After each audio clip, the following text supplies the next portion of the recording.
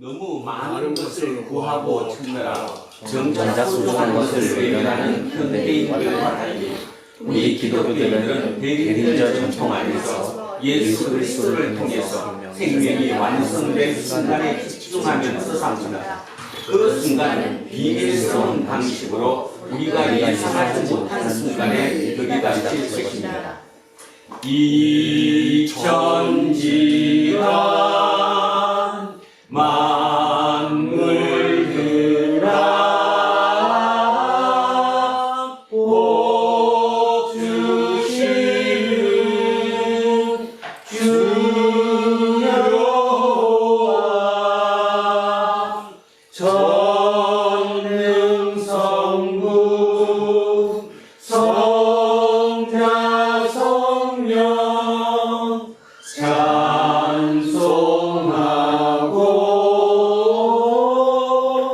찬송하세. 아멘.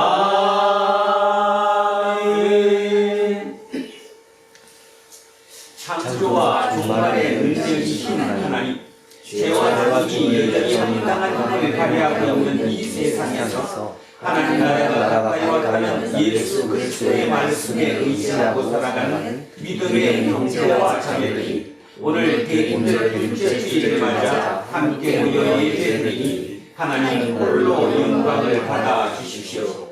임마누엘 하나님이 우리와 함께 하시기에 그 어떤 어려움 가운데서도 기쁨을 놓치지 않으며 그 어떤 좋은 일 앞에서도 겸손할 수 있습니다. 우리 예수자들은 궁극적인 생명의 주인이신 하나님을 통해서만 참된 안식과 자유를 얻는다는 사실을 알고 믿기 때문입니다. 아무도 예상하지 못한 순간에 그리고 아무도 상상할 수 없는 방식으로 우리에게 오시어 생명의 능력으로 심판하실 우리 주 예수 그리스도의 이름으로 기도합니다. 아멘. 자비로우신 하나님, 우리를 불쌍히 여겨 주십시오. 지난 한 주간에도 우리 자신에 대한 지나친 염려 또는 안일하거나 나태한 생각에 사로잡혀서 살았던 순간이 참으로 많았습니다. 대인절 주님에도 주님의 재림이 가까워왔다는 사실을 의식하지 못하고 살았습니다. 주님, 우리를 불쌍히 여겨 주십시오. 평화의 하나님, 경쟁력만을 최고의 가치로 여기는 자본주의 체제 안에서 우리는 평화와 반대되는 길을 걷고 있습니다. 자신도 모르는 가운데 생산과 소비와 억압과 폭력의 구조에 익숙해졌습니다. 우리를 불쌍히 여겨 주십시오. 예수 그리스도의 이름으로 기도합니다. 아멘. 기도합니다.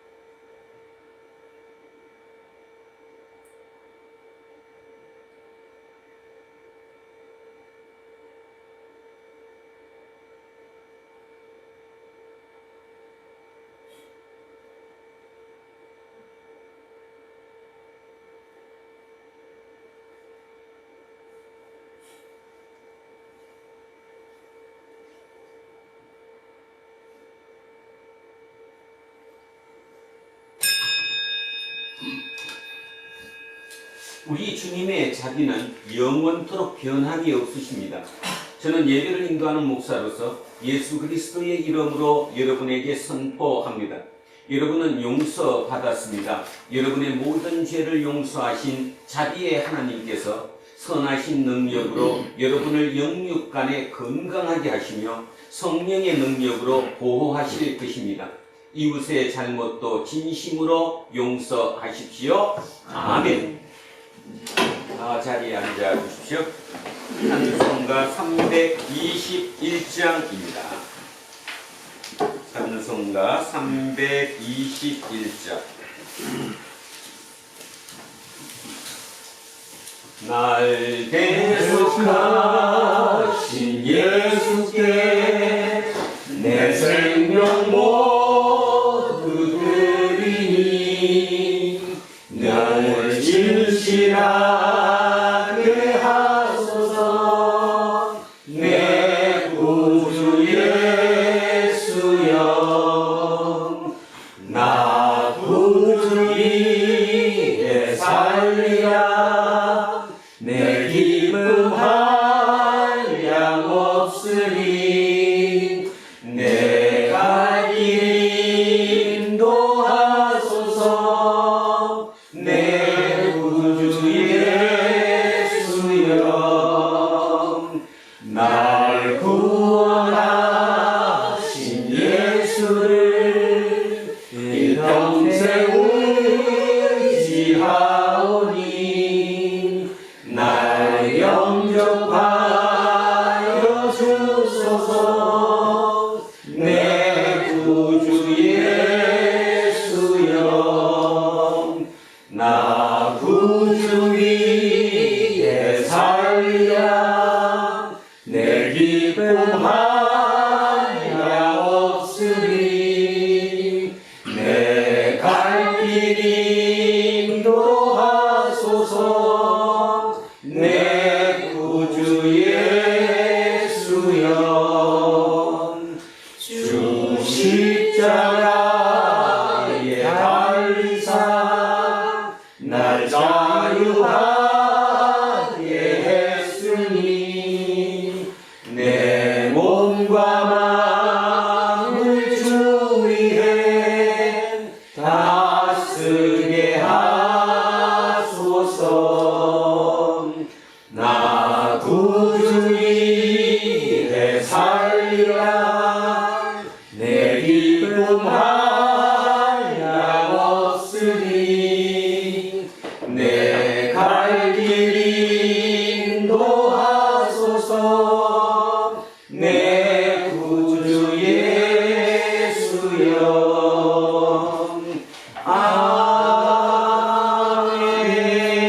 아멘.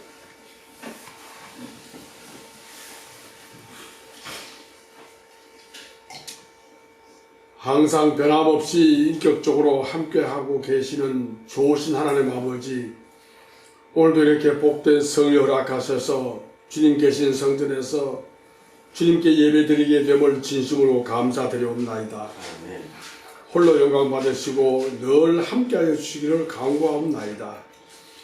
주님께서 저희들을 삶에 함께하지 아니한다면 저희들은 영벌의 자리에서 헤어나지 못하는 너무나 나약한 존재임을 고백합니다.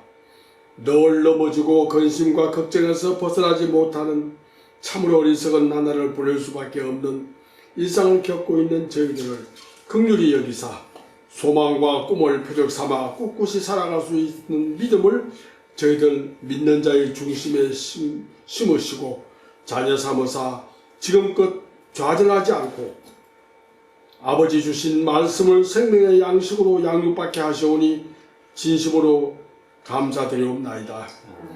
원하옵건대 저희 두란노 공동체를 잘 훈련받게 하사 이 땅에서 주님 주신 하늘나라 이룰 수 있게 주님 역사하시고 함께 하옵소서.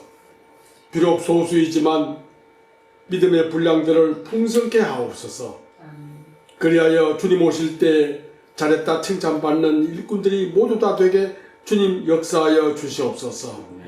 오늘도 주님 말씀 들고 단에 세우신 목사님께 영육간의 강건함을 허락하시고 선포되는 말씀에서 하늘의 만나로 저희들을 영육간의 양식이 되어서 세상에서 저희들 빛과 소금의 사명 충실히 감당케 하옵소서. 언제 어디서나 예수쟁이로서의 향기를 풍길 수 있는 삶을 살아갈 수 있도록 주님 도와주옵소서. 예수 그리스도의 이름으로 기도드리옵나이다. 아멘. 인사하겠습니다. 조금 손해보고 삽시다. 조금 손해보고 삽시다. 하나님 사랑합니다. 하나님 사랑합니다. 이문수님을 사랑합니다. 이문수님을 사랑합니다. 김재우님을 사랑합니다. 김재우님을 사랑합니다. 영웅님을 사랑합니다. 이영옥님을 사랑합니다.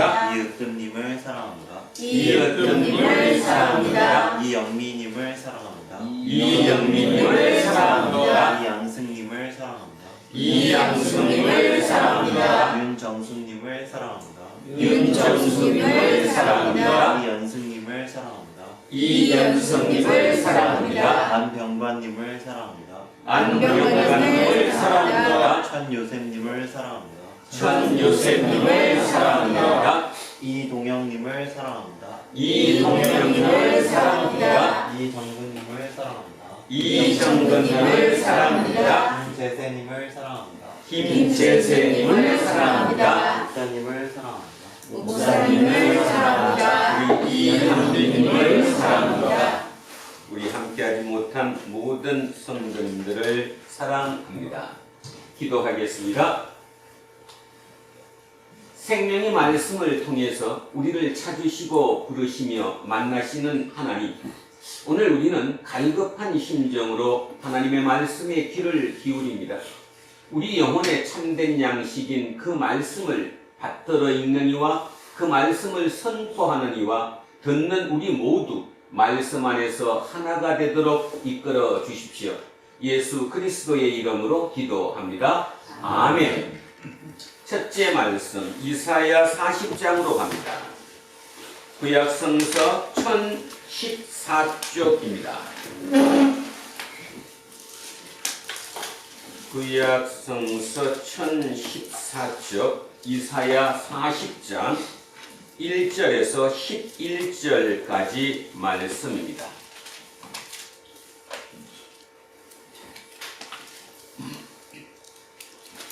자, 찾으셨으면 천천히 한 목소리로 합독하십니다. 너희의 하나님이 이르시되 너희는 위로하라 내 백성을 위로하라. 너희는 예루살렘의 마음에 닿도록 말하며 그것에게 외치라. 그 노력의 때가 끝났고 그 죄악이 사함을 받았느니라. 그의 모든 죄로 말미암아 여호와의 손에서 그를 매이나 받았느니라 한지니라 하시니라. 외치는 자의 소리여 이르되 너희는 광야에서 여호와의 길을 얘기하라. 사막에서 우리 하나님의 대로를 평탄하게 하라. 골짜기마다 어두워지며 산마다 언덕마다 낮아지며 고르지 아니한 곳이 평탄하게 되며 험한 곳이 평지가 될 것이요 여호와의 영광이 나타나고 모든 육체가 그것을 함께 보리라. 이는 여호와의 입이 말씀하셨느니라. 말하는 자의 소리여 이르되 외치라. 대답하되 내가 무엇이라 외치리까 하니 이르되 모든 육체는 풀이요 그의 모든 아름다움은 들의 꽃과 같으니 풀은 마르고 꽃이 시들면 여호와의 기운이 그 위에 불리라. 이 백성은 실로 풀이로다. 풀은 마르고 꽃은 시드나 우리 하나님의 말씀은 영원히 서리라 하라. 아름다운 소식을 시온에 전하는 자여 너는 높은 산에 오르라. 아름다운 소식을 예루살렘에 전하는 자여 너는 힘써 소리를 높이라. 두려워하지 말고 소리를 높여 유다의 성읍들에게 이르기를 너희의 하나님을 보라 하라. 보라 주 여호와께서 장차 강한 자로 임하실 것이요 친히 그의 발로 다스리실 것이라. 보라 상급이 그에게 있고 보험이 그의 앞에 있으며 그는 목자같이 양떼를 먹이시며 어린 양을 그 팔로 모아 품에 안으시며 젖먹이는 암컷들을 온순히 인도하시리로다. 아멘. 성시교독 시편 85편으로 가겠습니다. 865쪽입니다. 조금 앞쪽으로 넘기셔서 865쪽 시편 85편 두 토막으로 나누어서 읽겠습니다. 85편 1절에서 2절, 그 다음에 8절에서 13절 두 토막으로 나누어서 함께 읽겠습니다. 자, 1절, 2절 먼저 시작합니다. 여호와여 주께서 주의 땅에 은혜를 베푸사 야곱의 포로된 자들이 돌아오게 하셨으며 주의 백성의 죄악을 사하시고 그들의 모든 죄를 덮으셨나이다. 없나이다. 주여 신들 중에 주와 같은 자 없사오며 주의 행하심과 같은 일도 없나이다. 아닌데? 8절. 내가 하나님 여호와께서 하실 말씀을 들으리니 무릇 그의 백성 그의 성도들에게 화평을 말씀하실 것이라. 그들은 다시 어리석은 대로 돌아가지 말지로다. 진실로 그의 구원이 그를 경외하는 자에게 가까우니 영광이 우리 땅에 머무르리이다. 인애와 진리가 같이 만나고 의와 화평이 서로 입맞추었으며 진리는 땅에서 솟아나고 의는 하늘에서 부어오도다. 여호와께서 좋은 것을 주시리니 우리 땅이 그 산물을 내리로다. 의가 주의 앞에 앞서가며 주의 길을 가꾸리로다. 아멘. 둘째 말씀 베드로 후서로 가겠습니다. 신약성서 387쪽입니다. 신약성서 387쪽. 베드로 후서입니다. 3장 8절에서 13절까지 합독하십니다. 387쪽 베드로후서 3장 8절에서 13절입니다. 사랑하는 자들아, 주제는 하루가 천년 같고 천년이 하루 같다는 이 한 가지를 잊지 말라. 주의 약속은 어떤 이들이 없다고 생각하는 것 같이 드린 것이 아니라 오직 주께서는 너희를 대하여 오래 참으사 아무도 멸망하지 아니하고 다 회개하기에 이르기를 원하시느니라. 그러나 주의 날이 도둑같이 오리니 그날에는 하늘이 큰 소리로 떠나가고 물질이 뜨거운 불에 떨어지고 땅과 그 중에 있는 모든 일이 드러나리로다. 이 모든 것이 이렇게 풀어지리니 너희가 어떠한 사람이 되어야 마땅하냐. 거룩한 행실과 경건함으로 하나님의 날이 임하기를 바라보고 간절히 사모하라. 그날에 하늘이 불에 타서 풀어지고 물질이 뜨거운 불에 녹아지려니와 우리는 그의 약속대로 의가 있는 곳이 새 하늘과 새 땅을 바라보도다. 아멘. 셋째 말씀 마가복음으로 내려옵니다. 53쪽입니다.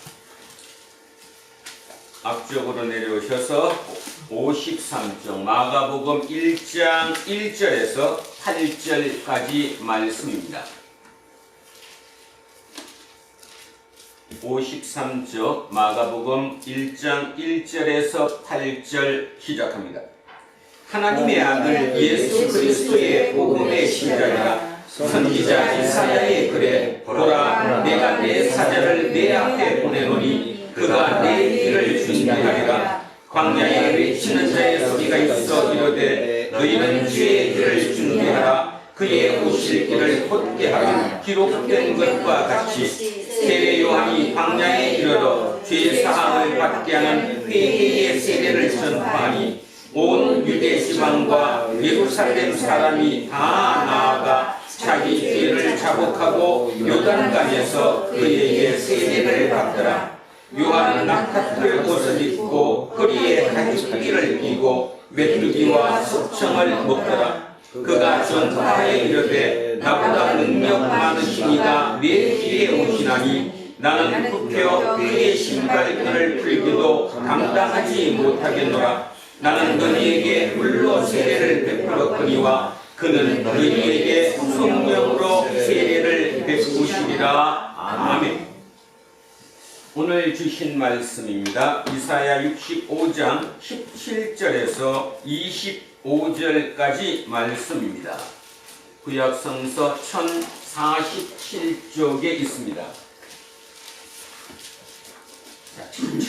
천천히 오늘 머릿속에 그림을 그리시며 17절부터 25절까지 진짜 천천히 생각하며 합독하시겠습니다. 시작합니다. 보라 내가 새 하늘과 새 땅을 창조하나니 이전 것은 기억되거나 마음에 생각나지 아니할 것이라. 너희는 내가 창조하는 것으로 말미암아 영원히 기뻐하며 즐거워할지니라. 보라, 내가 예루살렘을 즐거운 성으로 창조하며 그 백성을 기쁨으로 삼고 내가 예루살렘을 즐거워하며 나의 백성을 기뻐하리니 우는 소리와 듣는 소리가 그 가운데에서 다시는 들리지 아니할 것이며 거기는 날수가 많지 못하여 죽는 어린이와 소환이 차지 못한 노인이 다시는 없을 것이라. 곧 100세에 죽는 자를 젊은이라 하겠고 100세가 못되어 죽는 자는 저주받은 자이리라. 그들이 가옥을 건축하고 그 안에 살겠고 포도나무를 심고 열매를 먹을 것이며 그들이 건축한 데에 타인이 살지 아니할 것이며 그들이 심은 것을 타인이 먹지 아니하리니 이는 내 백성의 수함이 나무의 수함과 같겠고 내가 택한 자가 그 손으로 일하는 것을 길이 누릴 것이며 그들의 수고가 헛되지 않겠고 그들이 생산한 것이 재난을 당하지 아니하리니 그들은 여호와의 복된 자의 자손이요 그들의 후손도 그들과 같을 것이니라. 그들이 부르기 전에 내가 응답하겠고 그들이 말을 마치기 전에 내가 들을 것이며 이와 어린 양이 함께 먹을 것이며 사자가 소처럼 짚을 먹을 것이며 뱀은 흙을 양식으로 삼을 것이니 나의 성산에서는 해함도 없겠고 상함도 없으리라. 여호와께서 말씀하시니라. 아멘. 오늘은 절대 빼앗길 수 없는 것이라는 제목으로 하나님의 말씀의 은혜를 나누고자 합니다. 우리가 살아가면서 절대 빼앗길 수 없는 것 많죠. 그 중에서도 지금 앞에 절대라는 표현을 썼으니까 도대체 그게 뭘까? 특히 예수쟁이들은 우리들은 무엇을 빼앗겨서는 안 될까를 한번 깊이 생각해보는 시간이었으면 합니다. 절대 빼앗길 수 없는 것 뭘까요? 우리 예수쟁이들이 절대로 빼앗길 수 없는 것이 여러 가지가 있겠지만 그 중에서 딱 하나 그냥 딱 꼽으려면 우리는 절대로 뭐를 빼앗겨서는 안 되는데 왜? 천국, 소원. 예, 하나님 나라, 천국이라고도 부르고 오늘 이사야의 표현을 빌면 새하늘과 새 땅, 이것을 절대로 빼앗겨서는 안 된다는 거예요. 그걸 왜 빼앗겨? 이렇게 얘기할지 모르죠. 우리는 빼앗기죠. 자, 마가복음에 있는 거, 천국은 침노를 당하나니 침노하는 자가 빼앗느니라. 침노하는 자가 빼앗느라. 천국은 빼앗깁니다. 천국은 빼앗길 뿐더러 천국을 놓치기도 하죠. 그것이 어쩌면 우리가 짓는 죄 중에 가장 큰 죄일지도 모릅니다. 지난 한 주간 어떠셨습니까? 지난 한 주간 한시도 천국을 빼앗기지 않고 잘 사셨습니까? 아니면 천국을 있는지조차 생각도 못하고 그냥 세상에 남들과 똑같은 삶을 그냥 이어나가셨습니까? 지난주에 짧은 글 중에 하나가 너무 마음에 좀 와닿긴 했는데 또 와닿은 게 좋은 뜻이 아니고 굉장히 좀 슬프게 와닿아서 제가 비에다가 써놨습니다. 주보 뒤에 짤막하게. 97년생, 그러니까 나이가 얼마 안 되죠? 97년생, 우리 요셉이 한빈이 그 또래보다 조금 많은 것 같아요.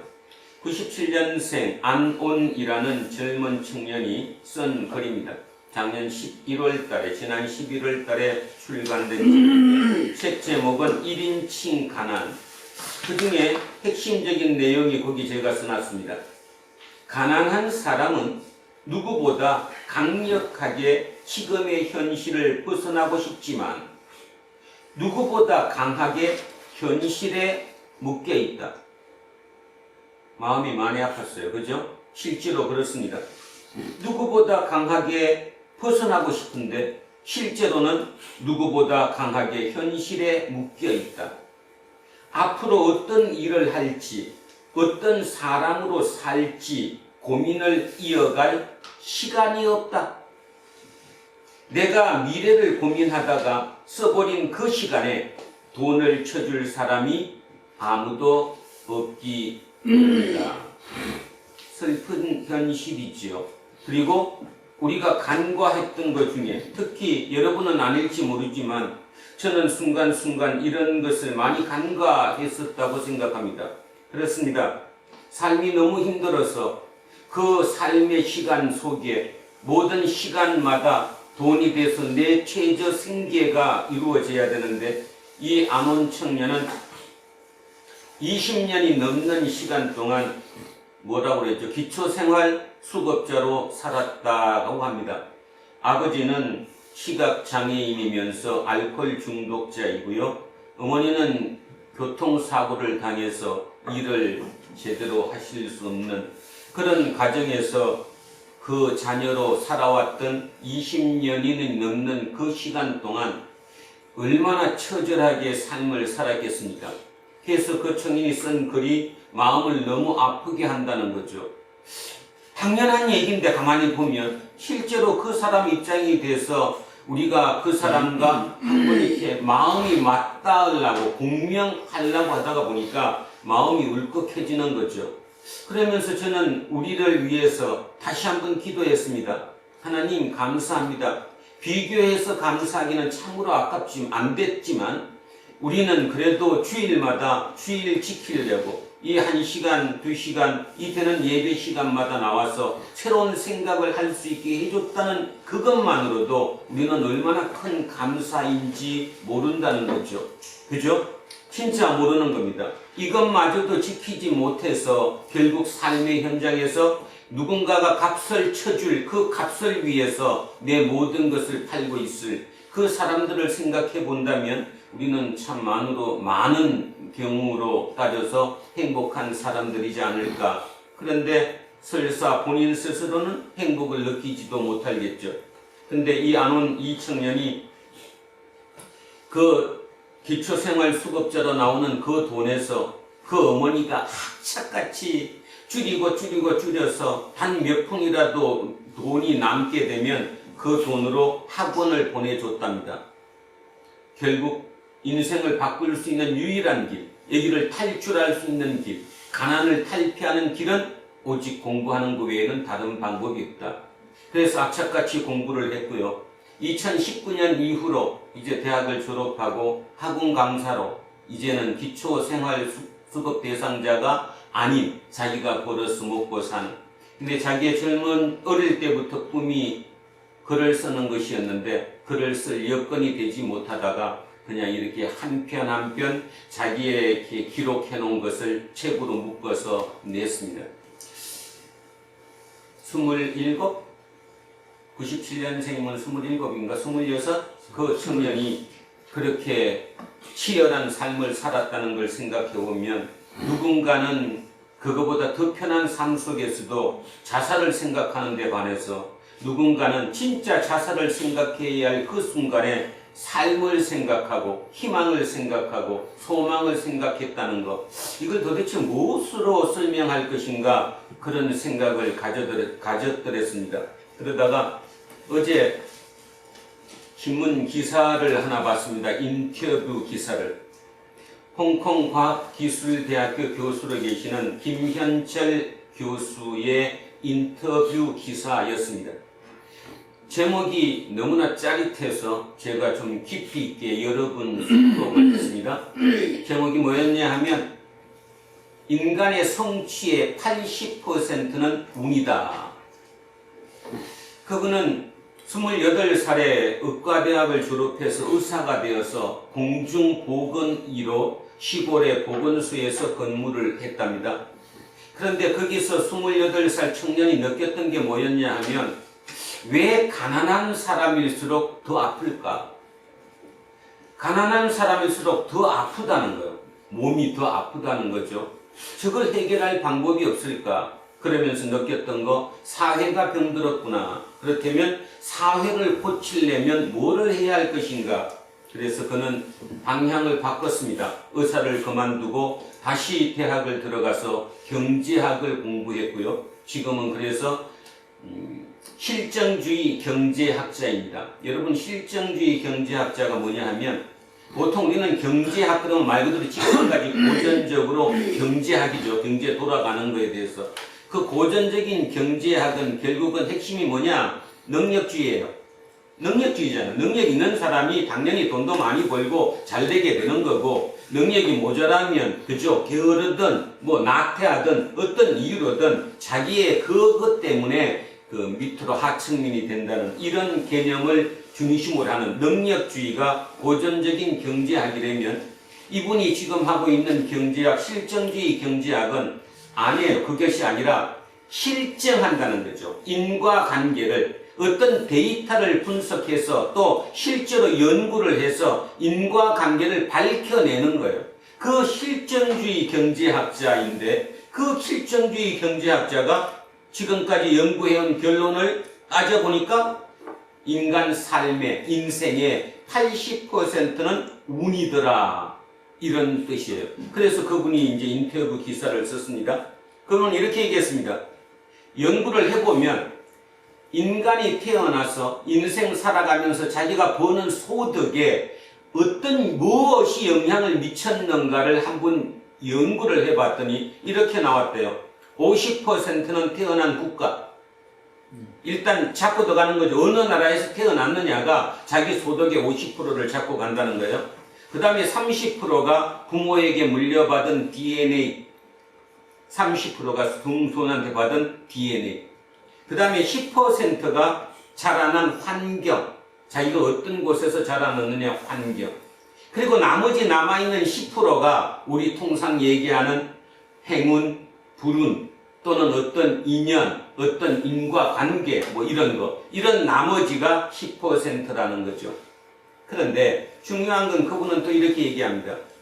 결국 그것마저도 개인이, 그러니까 어떤 사람이 자기 평생 동안 벌어가는 그 소득에 자기의 능력이 거기에 들어가는 경우는 그 제로에 가깝다 그랬어요. 왜냐하면 나머지 10% 노력을 해야 되고 열정도 있어야 되고 하잖아요. 열정, 노력, 이 모든 것조차도 실은 부모의 DNA와 자라난 환경에 절대적인 영향을 받는다는 거예요. 그러니까 결론적으로 따져서 자기 개인의 어떤 그 능력이 자기 그 소득에 개입될 영향력은 아주 미미하다라는 거죠. 그래서 결론은 인생 80%는 운이다. 그래서 속으로 저는 이제 하나 웃었어요. 아, 이제 좋아졌다. 옛날에는 운칠 기삼 그랬는데, 운칠이면 운이 70%고 기술이 30이다. 운칠 기삼이라는 표현을 썼는데, 이제 몇 년 만에 다시 이제 운이 80%까지 올라왔다. 그것도 일반인이 얘기하는 거 아니라 실정주의 경제학자가 실제 연구한 데이터를 분석해서 그 표현을 했다면, 야, 이제 앞으로 살만하다. 살만한 세상이 될 거다. 이런 생각을 했습니다. 그러면서 조금 더 가만히 생각을 해보니까 그럼에도 불구하고 한쪽에서 실정주의 경제학자는 인간 삶의 인생의 80%가 운이다. 그게 답이다. 이렇게 얘기하는데 한쪽에서 뭐라고 그러는가 하면 웃기는 소리 하지 마라. 인생은 뭐다? 능력이다. 여러분, 인생이 능력입니까? 운입니까? 아주 단도직입적으로 제가 지금 질문을 드리는 거예요. 여러분 생각은 어떻습니까? 여러분의 인생이 능력이에요? 운이에요? 답하기가 좀 곤란한가요? 네. 왜 답하기가 곤란한지 모르죠? 교육받은 것 때문입니다. 태어나서 지금까지 특히 대한민국에 살면서 끊임없이 선역되어 있는 이 머리에 세뇌되어 있는 게 뭐냐 하면 뭐예요? 능력이에요. 능력. 우리를 보통 무슨 세대로 베이비붐 세대라고 부릅니다. 그 베이비붐 세대와 한국의 경제 발전이 그 맞물려 갔습니다. 맞물려서 이렇게 갔어요. 그러다 보니까 그 베이비붐이 20대, 30대부터 지금까지 사회의 각 곳에서 열심히 살아왔던 그것의 모든 답이 뭐였냐면 능력이었거든요. 쉽게 얘기해서 똑똑한 놈이 돈 더 많이 벌어갔다 이 말이에요. 그것이 쇠뇌가 돼 있고 특히 한국 같은 경우는 미국의 영향을 많이 받기 때문에 철두철미하게 능력이 없어서 그렇다. 네가 못 사는 거는 또는 네가 지금 그렇게 돼 있는 거는 네 능력이 부족해서 그렇고 네가 게을러서 그렇고 네가 나태해서 그렇다. 이런 그 관념 속에 살아왔거든요. 제가 재미있는 얘기 2개를 들려드릴 테니까 생각 한번 바꿔보십시오. 그 김현철 교수가 이렇게 얘기했습니다. 한국의 의대에 저렇게 문제가 의대에 대해서 저렇게 나오는 거에 대해서 어떻게 생각하십니까? 그분 얘기는 뭐였어요? 제비뽑기 해야 된대요. 의대는 상위 5%만 되더라도 의대에 들어가서 공부하는데 전혀 지장이 없으니까 상위 5% 학생들을 대상으로 제비뽑기를 해서 의대를 가야 된다. 여러분 이렇게 들으니까 속으로 웃기는 거죠. 무슨 미친 소리 하느냐 그러죠. 그러니까 그분이 실정적으로 예를 든 게 실제로 그렇게 하는 나라가 있답니다. 스웨덴과 네덜란드. 스웨덴과 네덜란드는 의과대학생을 뽑는 것을 시험으로 뽑는 것이 아니라 상위 5% 내에서 제비뽑기를 통해서 의대를 간다는 거예요. 그럼 이 의미가 무슨 뜻이에요? 의사가 되든 의사가 안 되고 공대생이 돼서 엔지니어가 되든 뭐가 되든 자기 달란트에 맞게끔 그냥 살면 되는 거예요. 그거에 대해서 비교 우위가 없는 거죠. 비교 우위가 없다는 말의 의미는 뭔가 하면 특별히 누가 월급을 더 많이 받는다거나 그지 이런 게 없다는 거예요. 그냥 자기 능력껏 하는 거예요. 거기서 선택돼서 의사가 됐으면 의사로서 복무하는 거고 그죠? 근데 우리는 그거 아니잖아요. 우리는 죽어도 의대를 가는 이유가 뭐 때문이에요? 이번에 수능 만점자가 1명 나왔죠. 용인 외대 부속고등학교 출신 재수생입니다. 그런데 신문 여러분 보셨죠? 그 학생은 이번에 수능을 만점 받았음에도 불구하고 만점을 재수를 한 이유가 의대를 못 가서 의대를 가기 위해서 재수를 한 건데 어디를 못 간대요? 서울대학교 의대는 입학할 수 없대요. 자기가 선택한 과학 과목이 거기를 들어가는 과목하고 틀리다면서요.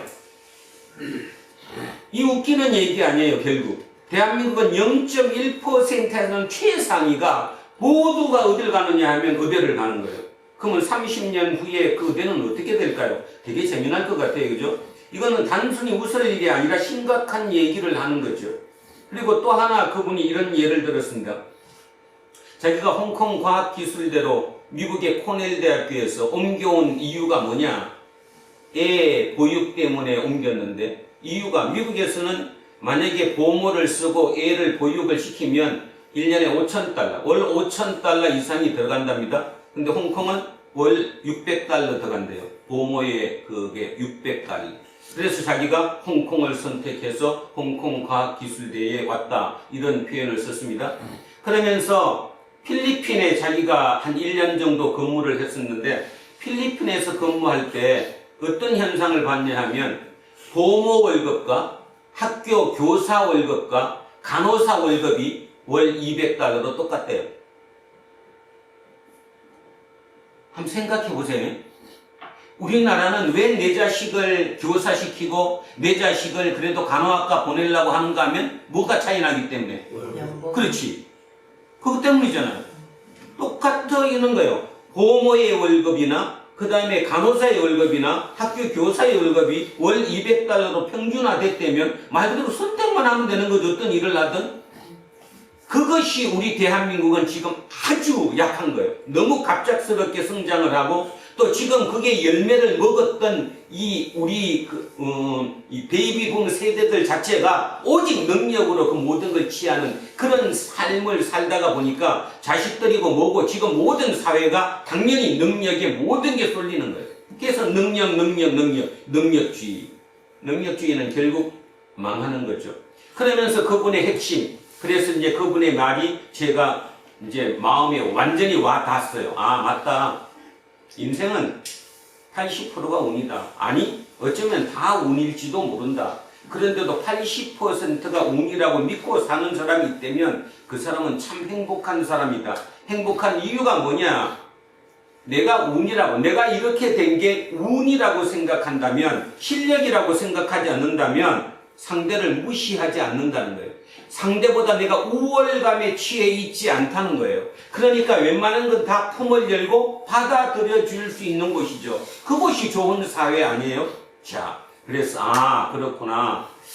내가 목사인데도 불구하고 우리는 너무 편협하게 대한민국의 상황에서만 살다 보니까 이 살아온 환경이 너무나 능력, 경쟁, 거기서 무조건 이겨야 된다고 하는, 그죠? 그래서 맨날 기도도 뭐보다 뭐가 되려고? 용의 꼬리보다 뱀의 머리가 되게 해달라고 기도하는 이런 시대를 우리는 그 사회를 살아왔기 때문에 우리 이 머릿속에 드는 사고를 바꿀 수가 없었구나. 그래서 우리는 사고에 그냥 묶여 있었구나 하는 생각을 갖게 됐어요. 그렇다면 이제 성경이 풀어지기 시작했습니다. 김현철 교수는 그것을 운이라는 표현을 썼습니다. 이걸 우리 기독교 용어로, 교회 용어로 바꾸면 뭡니까? 은혜. 하나님 은혜. 은혜죠. 하나님의 은혜예요. 은혜죠. 오늘 우리 이사야의 글을 읽었습니다. 핵심이 뭐였습니까? 새하늘과 새 땅. 이 이사야가 얘기하는 새하늘과 새 땅이 예수 그리스도께서 얘기하는 뭐와 똑같은 거예요? 예수님은 뭐라고 얘기했잖아요? 하나님 나라. 다른 말로 천국 같은 거예요. 이사야는 그것을 새하늘과 새 땅이라고 표현했고 예수님은 하나님 나라라고 표현한 것뿐이에요. 그러면 새하늘과 새 땅, 다른 말로 하나님 나라는 능력이에요? 전적으로 은혜예요? 은혜. 전적으로 은혜예요. 몇 프로? 100%. 100% 은혜예요. 거기는 능력이 아니에요. 절대적으로 100% 은혜로 작동되는 곳, 그곳이 천국이고 그곳이 하나님 나라고 그곳이 새하늘과 새 땅이에요. 이사야는 2500년 전에 철저하게 능력이 아니라 철저하게 은혜로만 작동되는 그곳을 꿈꾼 거예요. 꿈꾼 거. 그것을 뭐라 그래요? 새하늘과 새 땅이라고 그래요. 그렇다면 결국은 이사야 선지자의 마지막 하이라이트가 오늘 새하늘과 새 땅입니다. 그래서 결국 오늘 우리 설교 제목 절대 빼앗길 수 없는 것이 뭐냐? 뭐예요? 새하늘과 새 땅을 절대로 빼앗겨서는 안 되는 거예요. 저걸 빼앗기는 순간 모든 게 문제가 되는 거예요.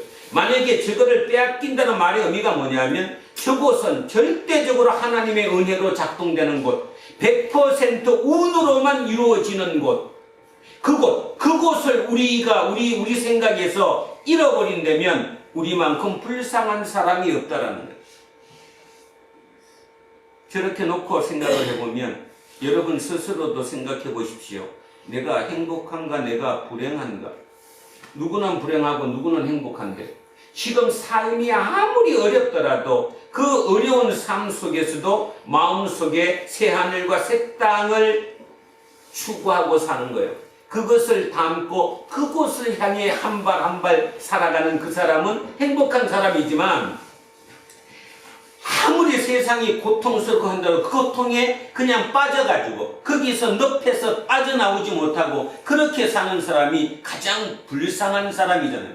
그러니까 환경의 문제가 아니라는 거예요. 나한테 고통이 왜 왔느냐 이것이 중요한 것이 아니라 삶을 살다가 보면 비가 오고 눈이 오고 남들 올 때 나도 똑같이 올 수 있는 거니까 그 상황이 왔을 때 내가 그것을 어떻게 견디고 목표를 향해서 나아가느냐 이것의 문제라는 거죠.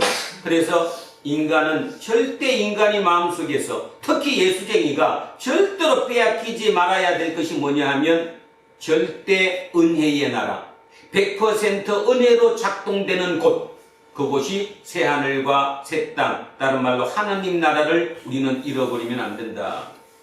지난 한 주간 열받으셨습니까? 화가 많이 나셨습니까? 소리도 질러 보셨습니까? 다음 주는 소리 지르지 말고 화내시지 말고 순간적으로 그게 들어오면 내 마음속에 있는 하나님의 은혜 그것으로 작동되는 하나님 나라를 기억하십시오. 내 목표는 그 길을 가기 위한 것이라는 사실을 기억하라, 이런 뜻입니다. 자, 절대 은혜로 시작된다. 사람의 인생의 80%는 운이다. 인생의 80%가 아니라 인생의 100%는 하나님의 은혜이다. 그래서 사도 바울은 뭐라고 고백했어요? 나의 나된 것은 전적으로 하나님의 은혜라고 고백을 했어요. 그리고 그 은혜 속에서만 살았어요. 그 은혜에 위배되는 것, 은혜에 위배된다는 말이 뭔가 하면 그 은혜에 충돌되는 것은 무조건 다 버렸어요. 그게 뭐예요? 충돌되는 것. 은혜와 충돌되는 게 있잖아요. 자기 잘난 거, 자기 잘난 거, 자기가 베냐민 직파고 자기가 가말리엘 문화생이고, 그죠? 이 세상의 이 모든 것, 자기가 자랑할 수 있었던 모든 것, 그것을 뭘로 여겼다고요? 대설물로 여겼다가 이제 뭔 말인지 이해가 와닿죠? 그걸 버린 거예요. 그게 아무 문제가 없는 거예요. 하나님의 전적으로 100% 하나님의 운으로, 하나님의 은혜로만 작동되는 그곳에서 내 자랑거리가 뭔 필요가 있냐는 거예요. 의미가 없어지는 것이죠. 결국 이것을 우리가 잃어버렸기 때문에 예수를 믿으면서도 뭔가 세상 사람과 구별이 되지 않았던 거 아닌가, 저는 그런 생각을 합니다. 그리고 자, 또 하나 더 하면, 세상에서 너무 힘들게 부딪히면서 살아왔어요. 지쳤어요. 열도 받쳐 있어요. 그 상태에 성경책을 들고 주일 교회에 참석했습니다. 여기서 생각 잘 하셔야 합니다. 그러면 여러분은 마음속에 어떤 기대를 하느냐 하면 세상의 기대와 똑같은 걸 하는 거예요. 내가 이렇게 세상적으로 힘들고 부딪히고 상처받고 했으니 교회에서는 나를 위로해 줘야 된다. 전적으로 나를 그 위로의 말을, 그 메시지를 듣기 위해서 교회를 오는 거예요. 그래서 그 교회에 맞게끔 목사들은 그거에 맞춰서 설교를 하는 거예요. 그러니 얼마나 감동받고 위로받아요. 거기다가 손뼉 치면서 찬양 한번 해봐요. 모든 스트레스가 다 풀려요. 그러니까 교회 오고 나면 그냥 얼굴이 확 펴갖고 집에 가는 거예요. 다음 주는 어떻게 해요? 다음 주는 더 좋아서 옵니까? 더 나빠서 옵니까? 더 나빠서 와요. 그것의 반복이다가 보니까 하나님께 가까이 다가가는, 하나님이 누구신가 하는 전적으로 은혜로 작동되는 그 하나님의 나라를 오해를 하고 있는 거예요. 전적으로 은혜로 100% 은혜로 작동되는 것이 하나님 나라라고 한다면 그 하나님 나라를 찾아가는 게 옳은 길이에요. 아무리 세상에서 지쳤다고 하고 세상에서 상처를 받았다고 해도 여기 와서 더 찔리는 말을 듣더라도 하나님의 얘기를, 하나님의 나라를 제대로 알아야 된다는 거죠. 그래야 그것이 진짜가 되는 거예요. 근데 우리는 그것을 놓치는 거예요. 두란노 교회는 그 부분에서 조금 남들보다 유리해요. 목사가 막 하니까, 그지? 아니, 진짜 생각해 보셔야 된다는 거예요. 그거를. 그게 안 돼버리면 우리는 영원히 거기서 반복되는 것 뿐이에요. 이사야가 1장부터 65장까지 오면서 끝없이 얘기했어요. 뭔 얘기를 했어요? 하나님의 은혜 얘기를 했어요. 근데 사람들은 그 은혜 얘기는 이쪽 귀로 듣고 저쪽 귀로 나가버리는 거죠. 그리고 끊임없이 자기 문제 해결해 달래요. 지금 왜 내가 이렇게 됐는지 알려달래요. 알려주면 뭐해? 알려줘도 못 알아듣는데. 결국 지금 현재 이사야가 오늘 새하늘 새 땅이라고 얘기했던 진짜 하나님의 100% 하나님의 은혜로만, 쉽게 다른 말로 세상적인 용어로 따지면 전적인 운으로만 돌아가는 그곳, 그 나라에 대해서 얘기를 했어요. 근데 현실은 어떨까요? 이 얘기를 하는 현실은 어땠을까요? 자, 현실을 먼저 한번 따져보겠습니다.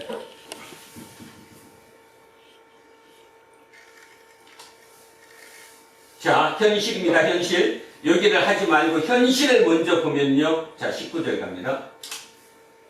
19절에 이렇게 입니다. 현실이 어떠느냐? 우는 소리와 부러지는 소리가 그 가운데에서 다시는 들리지 않게 한대요. 그러면 지금 현재는 어때요? 우는 소리가 있어요. 지금 현재 당시에는 우는 소리가 있고 뭐가 있어요? 부러지는 소리가 나온다는 거예요. 사람들이 우는 소리와 부르짖는 소리가 나오는 사회. 어떤 사회일까요? 어떨 때 울고 부르짖을까요? 내 뜻대로 안 될 때. 내 뜻대로 안 될 때는 소리 한 번 지르면 되지 뭐 울부짖을 정도까지는 아닌 것 같은데요? 고통 가운데. 그렇죠. 너무너무 큰 고통일 때. 그럼 그 고통이 뭐냐는 거예요. 자, 그 고통이 뭘까? 지금 이 시대가 대충 언제죠? 주전 538년 이후예요. 그죠? 그래서 보통 520년, 500년 요 정도 근간이 돼요. 그 사이가 왜 그렇게 울부짖을 정도로 삶이 어려웠을까? 역사적으로 추정해보면 우리 마라톤 전쟁이라는 거 들어봤죠? 마라톤 경기가 마라톤 전쟁에서 생긴 거잖아요. 마라톤 전쟁이 마라톤 그 평원에서 전쟁이 붙었는데 누구와 누구예요? 누가 붙은 거예요? 김재우 누구랑 누가 붙어서 마라톤 전투? 페르시아와 그리스가 붙었어요. 그죠? 페르시아와 그리스의 전투가 일어났어요. 근데 누가 졌다? 페르시아가 졌어요. 최초로 페르시아가 그리스에게 육상에서 진 전투가 마라톤 전투거든요. 그 마라톤 전투가 일어난 게 역사적으로 주전 490년입니다. 490년이니까 가만히 생각해보면 지금 이스라엘이 그 전쟁의 영향을 크게 받았을까요? 안 받았을까요? 받았어. 크게 받았죠. 가장 크게 받은 게 뭘까요? 아니 지금 예루살렘이 이스라엘이 페르시아에게서 독립돼서 온 거잖아요. 나라로 돌아온 거잖아요. 그래서 페르시아가 지금 전쟁을 크게 일으키고 있잖아요. 그럼 뭐가 필요해요? 전쟁을 크게 일으키려면 뭐가 필요한데? 돈이 사와요 여기. 무기, 돈이 필요한 거죠. 군비가. 그러면 어떻게 해야 돼요? 군비를? 세금을. 그 세금으로 걷어야지. 혹독하게 걷어내야죠. 그렇다면 여러분 머릿속에 이런 그림을 한번 생각해 볼 수 있습니다. 그 당시 예루살렘을 살던 사람들 입장에서는 안 그래도 자기 삶들이 지금 쉬워요, 어려워요? 굉장히 어려워요. 지금 다시 와갖고 재건하는 그 과정 중에 있기 때문에. 근데다가 뭐까지? 세금까지 그렇게 많이 몰아낸다면 삶이 아주 혹독하게 어렵다는 거죠. 그러면 울고 울부짖는 게 어느 경우냐? 너무너무 밥 먹을 게 없이 가난하니까 자식을 다른 집에 보내거나, 우리도 그런 거 있었어요, 경험이. 그죠? 또는 자식을 돈 받고 팔아버리는 거예요. 자식을 돈 받고 팔아요. 내가 먹을 거리가 없으니까. 자, 먹을 거리가 없는 배고픈 애들은 울어요. 그 부모는 그 자식을 팔아요. 또 다른 집으로 보내요. 뭐 해요? 울부짖죠. 그런 상황이라는 거예요. 지금 상황은. 그런 상황 속에 있어요. 지금 하나 있어요. 자, 두 번째 이게 보면, 거기는 날수가 많지 못하여 죽는 어린이, 수완이 차지 못한 노인이 다시는 없을 것이래요. 그러면 뭔 뜻이에요? 이 말은 현재는 어린이가 많이 죽는다, 안 죽는다? 죽는다. 유아들이 많이 죽는다. 당연하죠. 지금 뭐가 없으니까, 양식거리가 없으니까 당연히 유아들이 많이 죽겠죠. 뭐 그 이후에 우리 최근까지도 유아 사망률은 상당히 높았죠. 그죠? 최근에 들어와서 의료 기술이 발달해서 유아 사망률이 없어졌지만 예전에는 많이 죽었잖아요. 여러분 여기 계시는 연세 좀 드신 분들 중에 형제 자매 한 명씩은 다 옛날에 일찍 죽었어요. 자, 죽는 어린이가 많아요. 그 다음에 수완이 차지 못한 노인이에요. 그럼 뭔 말이에요? 수완이 차지 못했단 말은 천수를 누려요, 못 누려요? 못 누르고 일찍 죽는다는 거예요. 지금 머릿속에 그림을 그리셔야 돼요. 그 당시가 어떠했는가를. 자, 이렇게 어린아이는 죽어요. 어른들도 천수를 누리지 못하고 일찍 죽는 이런 곳이었어요. 자, 21절. 그 다음에 그들이 가옥을 건축하고 집을 짓고 그 안에 살겠고 포도나무를 심고 열매를 먹을 것이며, 뭐 당연한 거 아니에요? 내가 집 짓고 거기 살고 내가 심은 그 포도 열매를 내가 먹어야 되잖아요. 근데 21절에 이렇게 얘기했잖아요. 그들이 건축한 데에 타인이 살지 아니할 것이며 그들이 심은 것을 타인이 먹지 아니할 것이래요. 그러면 지금 현재는 어떻다는 겁니까? 지금 현재는 내가 집 지어놓아서 살면 집을 뺏겨야 안 뺏겨요? 뺏겨요. 또 내가 열심히 포도농사를 지어놓으면 그걸 양식을 뺏겨야 안 뺏겨요? 뺏겨요. 이거 하면서 여러분 우리 배운 걸로 바꿔보면 이게 뭐죠? 이게 천고마비. 천고마비가 뭐예요? 하늘은 높고 말을 사춘다. 그 의미가 천고마비 의미가 뭐예요? 하늘은 높고 가을이 됐다는 가을에 소리예요? 추수를 해서 먹을 게 많아서 말까지 살이 찐다는 거 아니에요? 저렇게 똑똑하대요. 잘못 알고 있는 거죠. 천고마비는 말은 유목민족이에요? 아니면 그 농사 짓는 농업을 짓는 민족이에요? 유목. 유목이에요. 그러면은 결론적으로 말을 타는 민족들은 뭐가 별로 없는데 소. 농토가 별로 없죠. 네. 근데 그 말이 살을 쪘어요. 그럼 이제 전쟁하기 좋아요, 안 좋아요? 좋아요. 그래서 그들이 천고마비의 의미는 뭐였냐면 하늘이 높고 가을이 됐고 말이 어느 정도 살찌면 이제 그들은 뭐 뺏으러 가야 돼요? 식량. 식량 뺏으러 가야지. 그래서 북방민족들이 어디로? 중국을 건너와서 그 정주에서 그 정주로 농업을 하는 그들의 그 식량을 뺏어가는 거잖아요. 그거잖아요. 그게 천고마비잖아요. 그래서 중국에 있는 한민 한족들은 어떻게 해요? 그들을 막기 위해서 별별 수단을 다 쓰는 거죠. 그래서 만든 그게 뭐예요? 만리장성. 만리장성이 북방민족을 막기 위해서 성을 만들어 놓은 거죠. 똑같은 거예요. 동양에만 그런 게 아니라 이 이스라엘도 그랬다는 거죠. 자기들이 열심히 농사 지어놓고 하면 옆쪽에서 와가지고 훔쳐가고 뺏어갔다라는 거예요. 어딜까요? 추측해보면 가능한데, 추측해보면 이거 누가 뺏어갔을 거라고 가능한 게 우리 머릿속에 들어오는데 바로 에돔이죠. 에돔. 산악 지역에 살아갔던 농토가 많지 않던 그들은 이것을 빼앗아 간 거예요. 그러니까 여기까지만 머릿속에 넣더라도 지금 이사야가 새 하늘과 새 땅을 선포하기 그 현 당대의 상황이 어떠한가는 머릿속에 그림을 그릴 수 있어요. 자, 그림을 한번 다시 그리겠습니다. 너무너무 먹고 살기가 힘듭니다. 세금 징수가 너무 많습니다. 페르시아가 지금 큰 전쟁을 연거푸 치르고 있습니다. 그 전비가 엄청나게 들어갑니다. 거기에 대한 전비를 걷어가는 그 세금 추징이 엄청날 거고요. 나라적으로도 아직까지 나라가 안정되지 못했습니다. 바벨론 포로에서 돌아와서 재건하려고 열심히 애를 썼지만 그렇게 생각 뜻대로 잘 되고 있지 않습니다. 너무나 모든 게 힘적으로도 마음적으로도 깊은 좌절 속에 있었습니다. 도대체 답이 없습니다. 이리 봐도 저리 봐도 답이 없는 깊은 좌절감 속에 빠져있던 그들에게 이사야가 선포하는 겁니다. 뭐를 선포하는 거예요? 새 하늘과 새 땅을 선포하는 거죠. 새 하늘과 새 땅. 자, 처음부터 가겠습니다. 보라, 내가 새 하늘과 새 땅을 창조하나니. 이 표현이 가장 중요합니다. 창조하나니. 이전 것은 기억되거나 마음에 생각나지 않을 것이라. 지금 이렇게 삶이 어려운데, 이렇게 삶이 고통스러운데 이사야는 뭐라고 그러는가 하면, 야, 좀 기다려봐. 새 하늘과 새 땅을 하나님이 새로 만드실 거야. 창조하실 거야. 그곳에 들어가는 순간 지금 너 마음속에 있는 이전 이 모든 것들은 마음속에서 생각도 나지 아니할 거야. 얼마나 멋진 말장난입니까?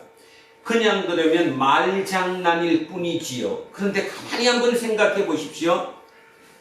우리가 오늘 설교 제목이 뭐였어요? 절대 빼앗길 수 없는 것이었어요. 절대 빼앗길 수 없는 게 당연히 뭐예요? 하나님 나라예요. 자, 그 다음에 절대 빼앗길 수 없는 게 뭐냐 하면 하나님 나라의 주인이신 하나님이 야훼 여호와 하나님이 누구라는 거예요? 창조주라는 거예요. 여러분 오늘 잘 생각해 보세요. 하나님이 누구라고요? 창조주시라니까요. 창조주는 무에서 유를 만드시는 분이에요. 그 말의 의미는 우리가 생각하지 못하는 것도 뚝딱 만들어내실 수 있는 분이라는 그 사실을 잊어서는 안 되죠. 여러분, 사도신경 제일 앞에 나는 전능하신 아버지 하나님 천지의 창조주를 믿습니다. 기독교 신앙의 핵심입니다. 다시 하면 나는 뭐? 빨리 답해줘. 나는 전능하신 아버지 하나님 천지의 창조주를 믿습니다. 이게 사도신경 시작이에요. 그 말의 의미는 뭐냐 하면 우리가 놓치는 거예요. 하나님이 그냥 신이 아니에요. 하나님은 온 우주를, 천지를 창조하신 창조주세요. 그래서 여기 이렇게 얘기했어요. 이사야가 얘기했어요. 이게 뭔 말인지 이해하셔야 됩니다. 새하늘과 새 땅을 창조한대요. 새로 만들었다는 거예요. 이 말은 기존에 있던 것을 더 좋게 업그레이드한 게 아니라는 거예요. 이걸 잊으면 안 돼요.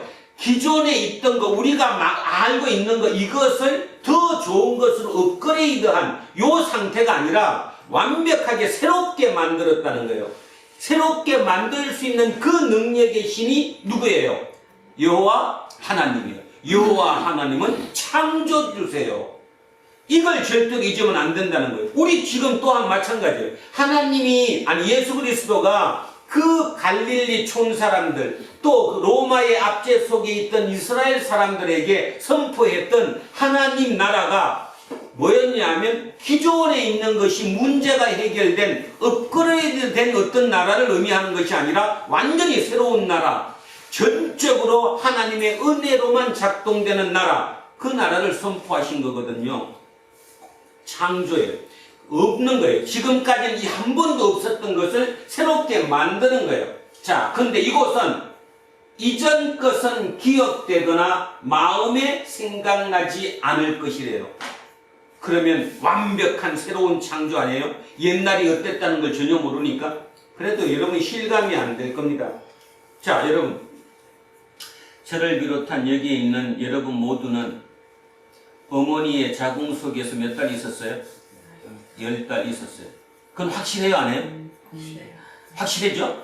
근데 여기 있는 어느 분도 분명히 어머니 뱃속에 10달 있었다는 거에 대해서는 확신을 해요.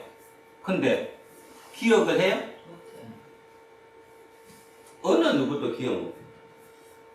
그리고 또 하나는 절대로 우리가 다시 글로 돌아갈 수 없어요. 자궁으로 다시 못 들어가요.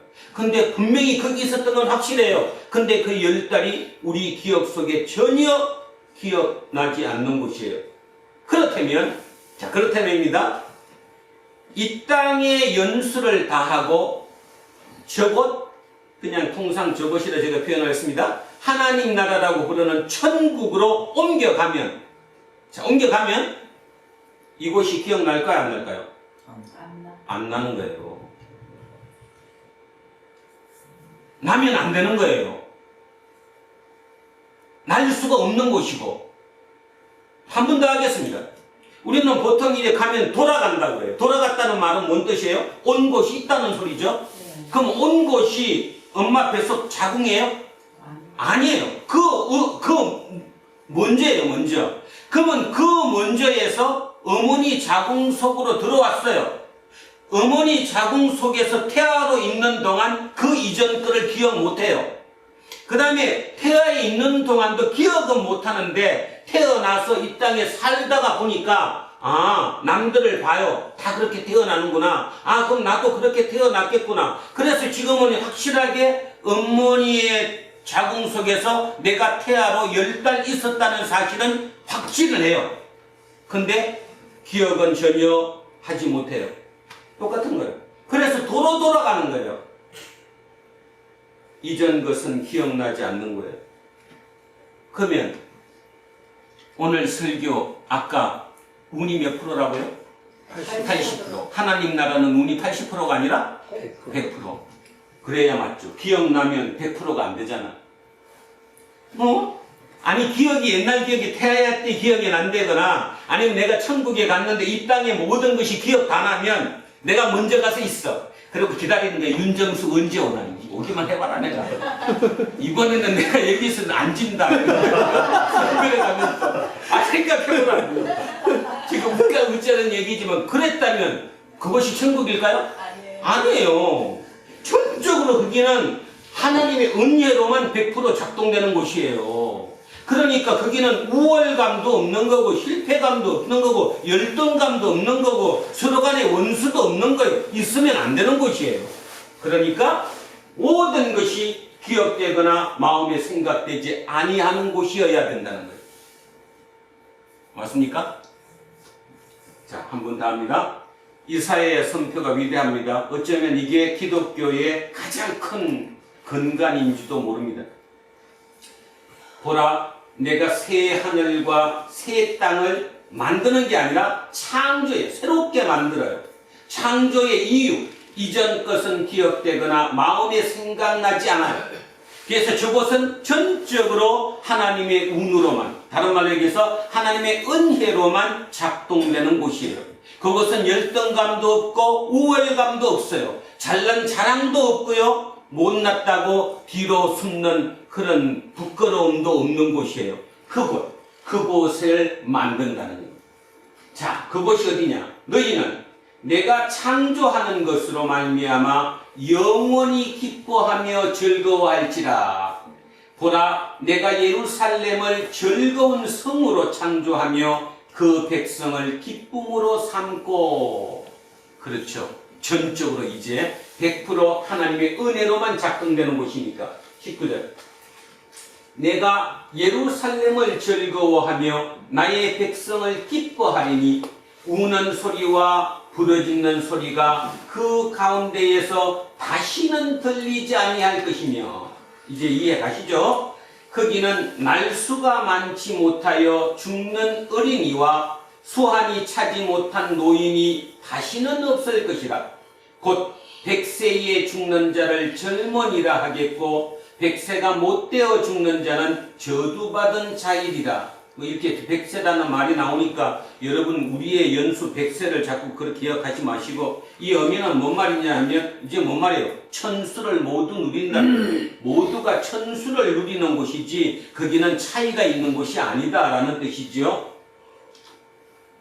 그들이 가옥을 건축하고 그 안에 살겠고 포도나무를 심고 열매를 먹을 것이며. 당연한 거 아니에요, 그죠? 자, 그들이 건축한 데에 타인이 살지 아니할 것이며 그들이 심은 것을 타인이 먹지 아니하리니 이는 내 백성의 수한이 나무의 수한과 같겠고 내가 택한 자가 그 손으로 일한 것을 길이 누릴 것이며 내 노력한 대가를 그냥 내가 먹는 거예요. 근데 지금 우리는 왜 내 노력한 대가를 내가 못 먹어요? 빼앗아 먹는 사람도 너무나 많고, 두 번째는 내 거를 내가 지어서 먹는다 해도 남 거랑 너무 비교를 많이 하니까 왜 쟤는 나보다 더 많지? 그래가면서 거기서 이걸 못 맞추는 거잖아요.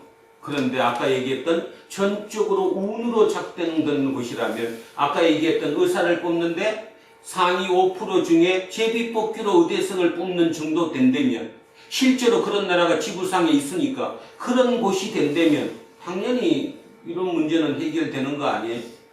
자, 23절 갑니다.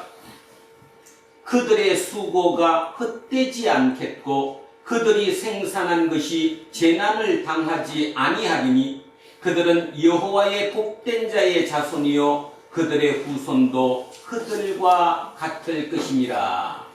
그들이 부르기 전에 내가 응답하겠고 그들이 말을 마치기 전에 내가 들을 것이며 이리와 어린 양이 함께 먹을 것이며 사자가 소처럼 짚을 먹을 것이며 뱀은 흙을 양식으로 삼을 것이니 나의 성산에서는 해함도 없겠고 상함도 없으리라. 여호와께서 말씀하시니라. 아멘. 자, 이리와 어린 양, 사자와 소, 뭐예요? 먹이 관계죠. 먹이 사슬 관계죠. 그러니까 이 땅에 사는 동안 지금 여기서 실제로 일이고 어린 양이라는 게 아니죠. 은유죠. 은유. 메타포입니다. 그렇다면 우리가 살아가는 이 세상에서 일이는 강자일 거고 어린 양은 약자예요. 우리 대한민국에 나오는 용어로 따지면 여기가 누구고요? 갑이고 여기가 을이에요. 따지면 갑과 을의 관계, 또 국제 정세에서 강대국과 약소국의 관계, 그 관계는 당연히 있어요. 그리고 당연히 강대국이 약소국을 침범할 것이고요. 그 다음에 갑이 을을 지배하고 할 거예요. 당연한 거예요. 이게 없은 적은 한 번도 있어요, 없어요? 이 지구별 역사에 단 한 번도 그렇게 된 적은 없어요. 그런데 지금 이사야는 뭔 얘기를 합니까? 이렇게 된대잖아요. 그러면 이사야는 지금 꿈꾸고 있는 거죠, 따지면. 자, 이렇게 되는 곳, 갑과 을이 없는 곳, 갑과 을이 같은 곳, 그 다음에 강대국과 약소국이 같은 곳, 정의와 평화가 흐르는 곳, 이거잖아요, 이거. 이곳은 어떤 곳이에요? 전적으로 뭐로 움직이는 곳? 운으로 움직이는 곳. 하나님의 은혜로 작동되는 곳이지요. 그래서 이 작동되는 곳, 이곳이 지금 현재 이 땅은 아니지만 어디예요, 저기가? 천국이잖아요. 하나님의 나라, 우리가 통상 얘기하는 천국은 지금 저렇게 작동되잖아요. 천국에서도 잡아먹히고 잡아먹는 게 없잖아요. 전적으로 하나님의 은혜 100%로 작동되는 곳이잖아요. 자, 문제는 우리 주기도문 외울 때 주님이 가르쳐 주신 기도에서 뭐라고 그랬죠? 하나님 나라가 이 땅에 임하시오며. 어디에서는 이미 임했었는데 하늘에서 이루어진 것이 땅에서도 이루어지게 해달라고 기도하라. 주님께서 가르쳐 주신 기도예요. 그 말의 의미는 지금 현재 이곳이 일어나고 있는 곳, 이렇게 되는 곳은 어디 있지만 하늘이지만 천국이지만 이제 이 땅에서도 이곳이 되게 해라 하지 말아라. 되게 해라. 누구에게? 우리에게 명령하시는 거잖아요. 그런데 여기서 잠깐, 그러면 우리는 저 천국을 만들기 위해서 애써야 될 거 아니냐? 애써야 됩니다. 그런데 그런데입니다. 우리가 아무리 저걸 만든다고 애쓴다고 해도 우리가 애쓰는 것으로 저게 이루어지진 않아요. 저거는 전적으로 누구의 역사예요? 하나님의 역사예요. 하나님의 은혜로 이루어지는 거예요. 예를 한번 들어보겠습니다. 누구든 여러분 살아가면서 그런 경험이 있지만 내가 투자한 거, 내가 애쓰고 노력한 게 100인데 결과가 120이 나오면 뭐라고 얘기합니까? 아니, 내가 애쓰고 노력한 걸 100이라고 했을 때 그 100을 투입했는데 나한테 돌아온 결과는 120이 돌아왔다고 치면 보통 사람이 그걸 뭐라고 해요? 내가 잘나서 나 이런 사람이야. 그렇게 얘기합니까? 아니면 겸손하게 운이 좋았어 얘기합니까? 운이 좋았다고 얘기하죠. 그 운이 좋았다고 얘기하는 거예요. 세상은 그 운으로 이루어지는 거예요. 세상이 운으로 이루어진다는 그 말을 조금 더 확대시키면 누가 개입하신 거예요? 하나님이 개입하신 거예요. 그래서 이 땅의 역사를 누가 이끌고 계시는 거예요? 하나님이 이끌고 계시는 거예요.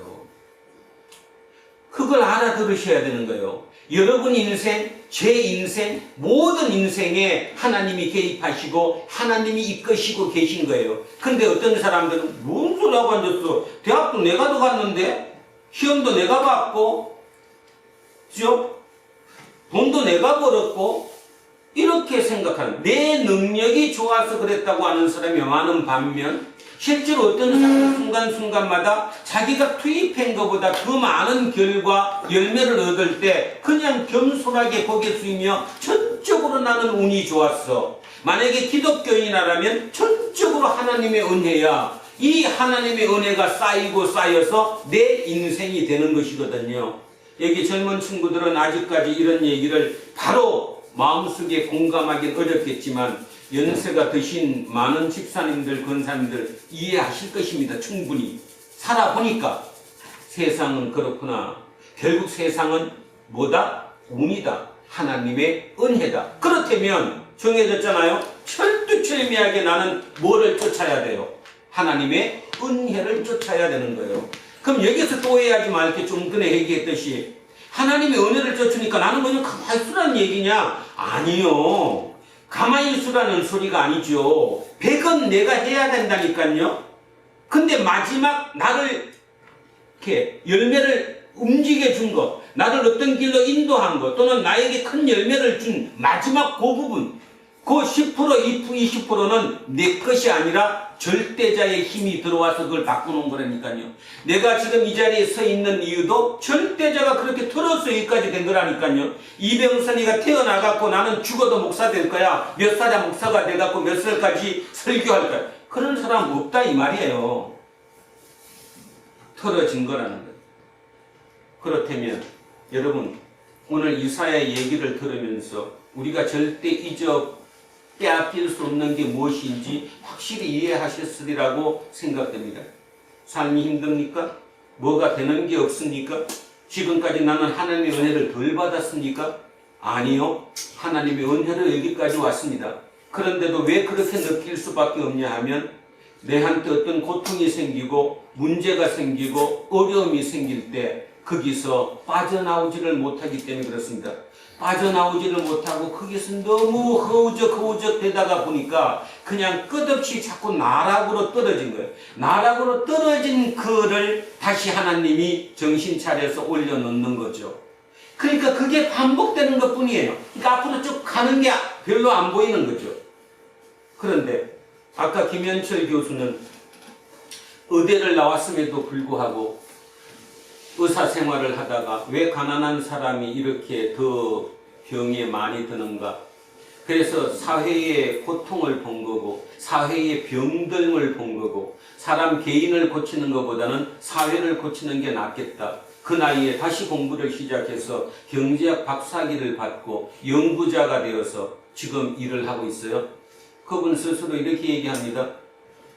나는 전적으로 운이 좋은 사람이다. 박사학위 논문이 통과가 안 돼갖고 떨어졌는데 나중에 봤더니 서류가 거기 서류가 중간에 뭐 하나 잘못돼갖고 추가 합격했대. 쉽게 얘기하면 박사학위를 받을 때. 그런데 자기보다 자기 바로 앞에 붙었던 그 박사학위가 됐던 그 사람이 지금 노벨상 후보로 올라간 걸 보면서 하나님의 은혜, 운이 좋다는 말이 뭔지 안다. 다른 부모였다면 28살 그 애가 의사로 근무 잘하는 그 애가 다시 경제학을 공부해서 다시 시작하게 될 때 어떤 부모였다면 막았겠지만 우리 부모는 뜻을 한 번 더 물어봤다. 진짜 그게 네 뜻이냐? 그게 네가 사회에 해줘야 될 것이냐? 그러면 그렇게 하라. 그래서 그런 과정을 거쳐서 하다가 지금에 그렇게 공부하게 된 것은 WHO를 직접 찾아갔답니다. 총재를 만나러 스위스까지. 그래서 그 총재가 소개해준 사람이 김용 한국인이었고 그분을 통해서 그렇게 공부를 하게 됐고 돈이 없어갖고 공부를 못하게 될 때 이제 1년을 놀아야 되겠구나 하는 그 시점에 갑자기 없어졌던 장학금이 새로 생겨서 자기한테 오는 그런 여러 번의 과정을 거치면서 인생은 절대로 내 것이 아니구나. 그래서 자기는 겸손하답니다. 겸손하다는 말 의미를 저는 이제 알 것 같아요. 그분의 겸손함은 겸손 안 할 수가 없어요. 자기가 거기에 된 것은 절대로 자기 능력이라고 생각하지 않으니까. 그러니까 겸손이라고 생각하니까 진짜 자기를 세상을 위해서 자기를 써야 되겠다. 오세훈 서울시장이 서울시의 기본소득과 안심소득 중에 안심소득을 쓰는 게 행정가로서 한번 써보고 싶다. 그래서 노벨 경제학상을 받았던 시카고 대학의 모 교수에게 의뢰를 했대요. 대한민국의 서울시에서 이 안심소득을 해보고 싶은데 평가를 해달라. 그랬더니 그 사람이 최적의 인물을 소개해줬는데 그가 바로 김현철 교수였답니다. 그분은 서울의 안심소득, 그 다음에 필리핀 보모들 한국에 데려오는 오세훈 시장에 직접 참모로서 연구를 하고 있는 분이라고 하네요. 그게 도와주는 거 아니에요? 세상을 도와주는 거잖아. 세상에 영향을 끼쳐주는 거잖아. 자기의 그 실력으로 세상의 병을 고쳐 나가는 거잖아요. 바로 그것입니다.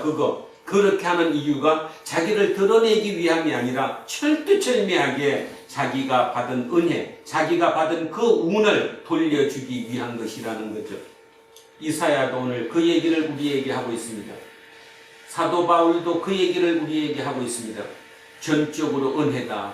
그 의미가 무엇인지를 깊이 생각해보는, 그래서 내 앞에 고통이 닥치고 내 앞에 너무 힘든 일이 생길 때도 씩 웃으면서 그래, 운이 나빠서 그래, 이제 다음에 바로 운이 좋아질 거야, 그 마음으로 다시 한번 앞을 향해서 진격하는, 진군하는, 앞으로 향해 나가는 저와 여러분 되시기를 주의 이름으로 축원드립니다.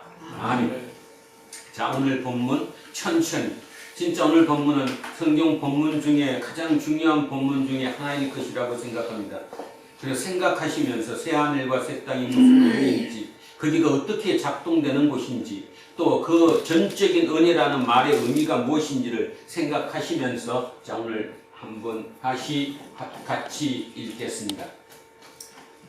보라, 내가 새 하늘과 새 땅을 창조하나니 이전 것은 기억되거나 마음에 생각나지 아니할 것이라. 너희는 내가 창조하는 것으로 말미암아 영원히 기뻐하며 즐거워할지니라. 보라, 내가 예루살렘을 즐거운 성으로 창조하며 그 백성을 기쁨으로 삼고 내가 예루살렘을 즐거워하며 나의 백성을 기뻐하리니 우는 소리와 부르짖는 소리가 그 가운데에서 다시는 들리지 아니할 것이며 거기는 날수가 많지 못하여 죽는 어린이와 수완을 차지 못한 노인이 다시는 없을 것이라. 곧 백세에 죽는 자를 젊은이라 하겠고 백세가 못 깨어 죽는 자는 저주받은 자이리라.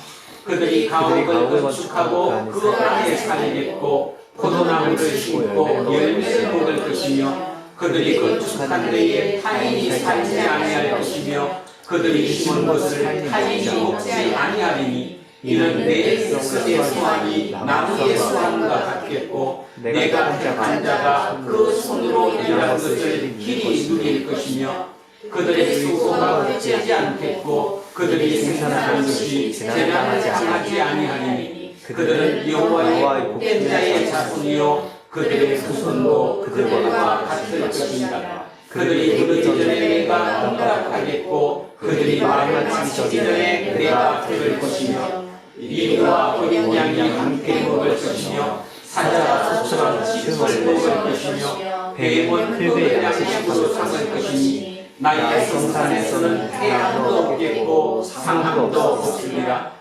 여호와께서 말씀하시니라. 아멘. 기도하겠습니다. 살아계시며 역사의 주인이신 아버지 하나님, 하나님께서 이 세상의 역사를 이끌시고 계시다는 말씀을 그저 피상적인 얘기로 들었습니다. 오늘 전적으로 이 땅의 삶이 운이 80%를 차지한다는 김 교수의 그 얘기를 들으며 하나님께서 우리에게 얘기하신 100% 은혜로 작동되는 곳, 그 새하늘과 새 땅, 그 하나님 나라에서는 충분히 그럴 수 있겠구나, 그런 생각이 들게 되었습니다. 그렇습니다. 우리가 향해서 가는 곳은 그곳이며 우리가 절대로 빼앗길 수 없는 것이 그곳이기도 합니다. 하나님의 나라, 그 하나님의 나라를 마음속에 깊이 새기고 이 땅의 삶이 어떠할지라도 그 어떠한 경우에라도 오직 하나님 나라 그곳을 사모하며 그곳을 향해 한 발 한 발 앞으로 나아갈 수 있는 저와 모두가 될 수 있도록, 우리 도란노 공동체 모든 식구들이 될 수 있도록 주님 특별한 은총으로 이끌어 주시옵소서. 감사드리며 거룩하신 우리 주 예수 그리스도 이름으로 기도합니다. 아멘. 546장 찬송합니다. 주님 약속하신 말씀 위에서 영원토록 주를 찬송하리라. 소리 높여 주께 영광 돌리며 약속 믿고 굳게 서리라. 굳게 서리 영원하신 말씀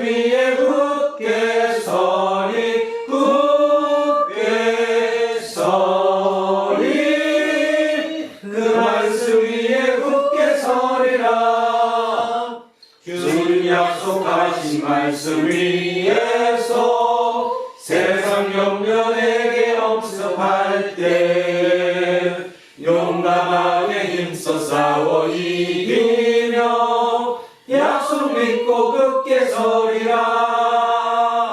굳게 서리 영원하신 말씀 위에 굳게 서리 굳게 서리 그 말씀 위에 굳게 서리라.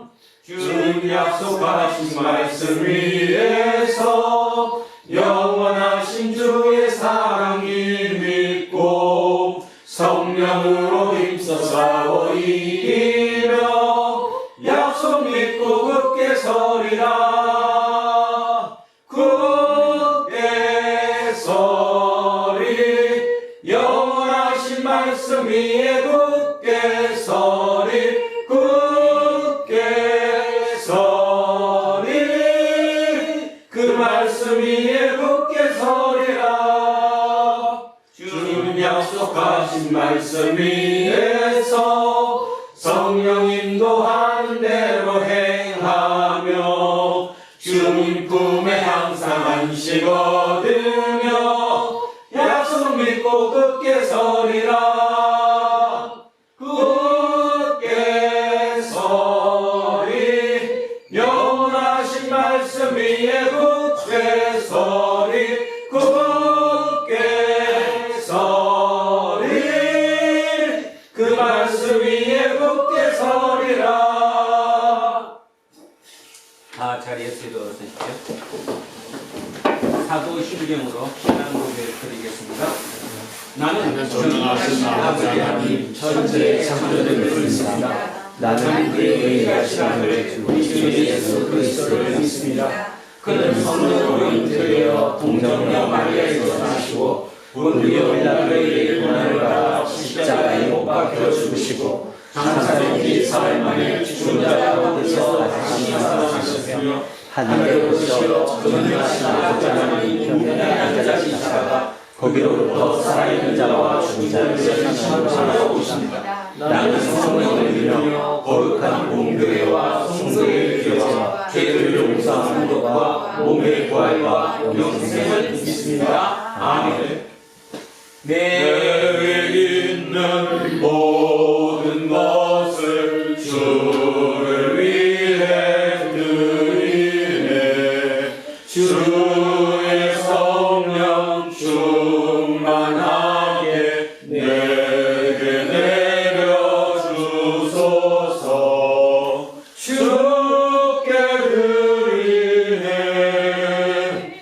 주께 드리네. 사랑하는 구주 앞에 모두 드리네. 주께 모두 드립니다. 오늘도 주님께서 받은 전적으로 100% 하나님의 은혜로 작동되는 곳, 그곳을 사모하라고 말씀하신 그 하나님의 말씀에 따라 우리가 추구하고 우리가 가야 할 그곳, 또 이 땅에서 이루어야 할 그곳, 그 하나님 나라를 품은, 그 하나님 나라를 깊이 담은 마음을 이 예물에 담아 함께 주님께 올려드립니다.